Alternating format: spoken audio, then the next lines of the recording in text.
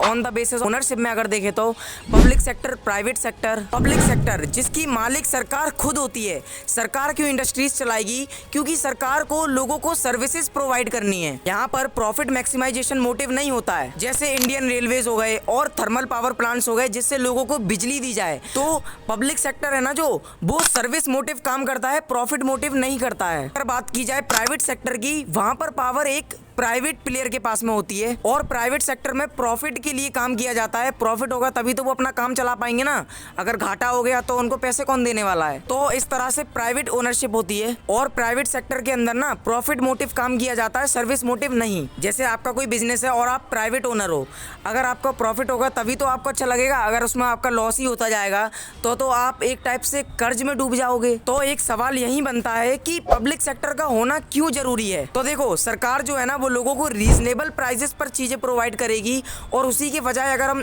Private sector पर देखें, वो लोगों को रीजनेबल प्राइसेस पर चीजें नहीं देगी, वो अपना प्रॉफिट निकालने के लिए थोड़े से चार्जेस हाई कर देगी। बेटा, तुमसे ना हो पाएगा,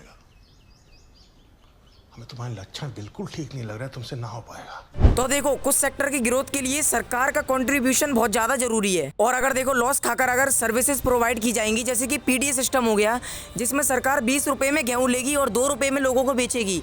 और सरकार ये क्यों कर रही है? क्योंकि वो सरकार का फर्ज बनता है लोगों को सर्विसेज प्रोवाइड करना। जहां पर सरकार को कम दामों में बिजली को प्रोवाइड करना बहुत ज्यादा नेसेसिटी है, नहीं तो प्राइवेट सेक्टर भी नहीं चल पाएगा। तो इसलिए पब्लिक सेक्टर होना जरूरी है। और कुछ सर्विसेज तो बेसिक है नेचर में, जैसे कि हेल्थ, एजुकेशन, सरकार को इन सब चीजों पर खर्च करना ही पड़ेगा। तो